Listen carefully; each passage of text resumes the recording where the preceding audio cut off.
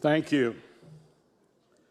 Shortly after Richard Nixon resigned the presidency, Bob and I were asked a long question about reporting.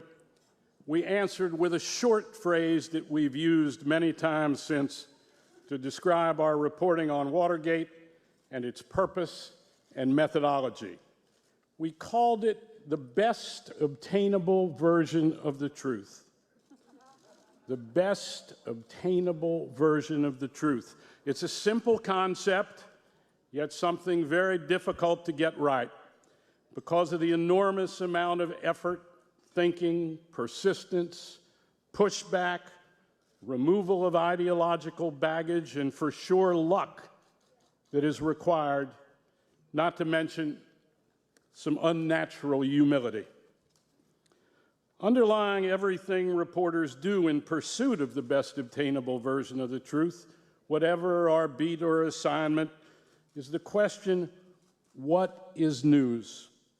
What is it that we believe is important, relevant, hidden perhaps, or even in plain sight and ignored by conventional journalistic wisdom or governmental wisdom? I'd say this question of what is news becomes even more relevant and essential if we are covering the President of the United States. Richard Nixon tried to make the conduct of the press the issue in Watergate instead of the conduct of the President and his men. We tried to avoid the noise and let the reporting speak.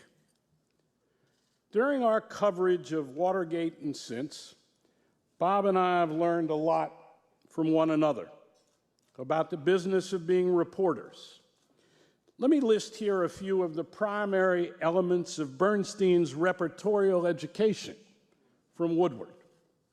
1, almost inevitably, unreasonable government secrecy is the enemy, and usually the giveaway about what the real story might be.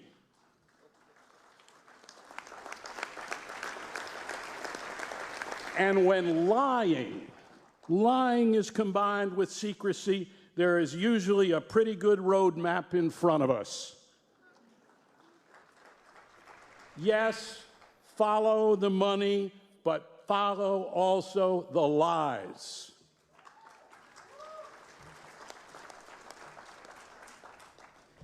Two, sources are human beings whom we need to listen to and empathize with and understand, and not objectify simply as the means to get a story. We need to go back to our sources time and again, over and over. The best obtainable version of the truth is about context and nuance, even more than it's about simple existential facts.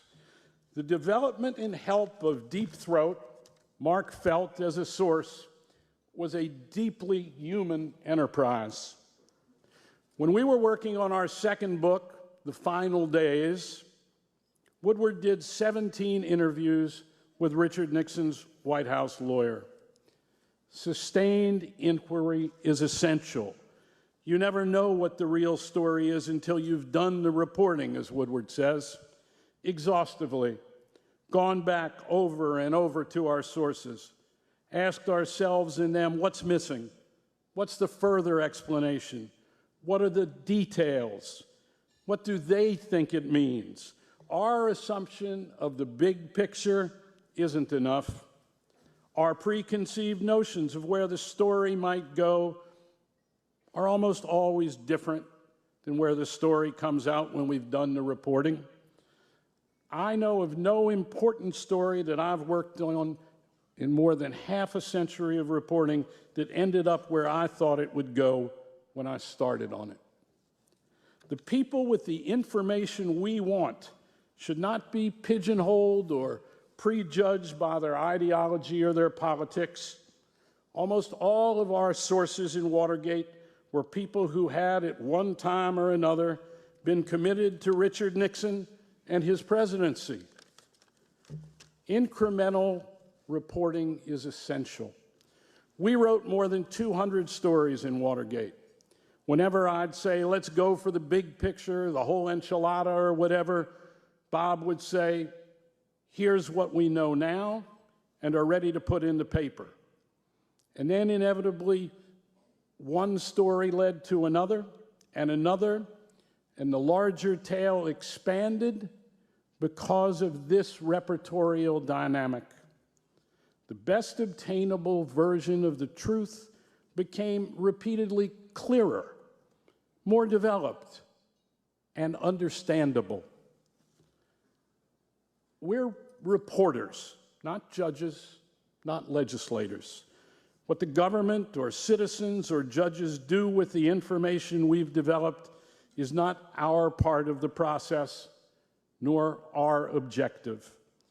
Our job is to put the best obtainable version of the truth out there, period, especially now.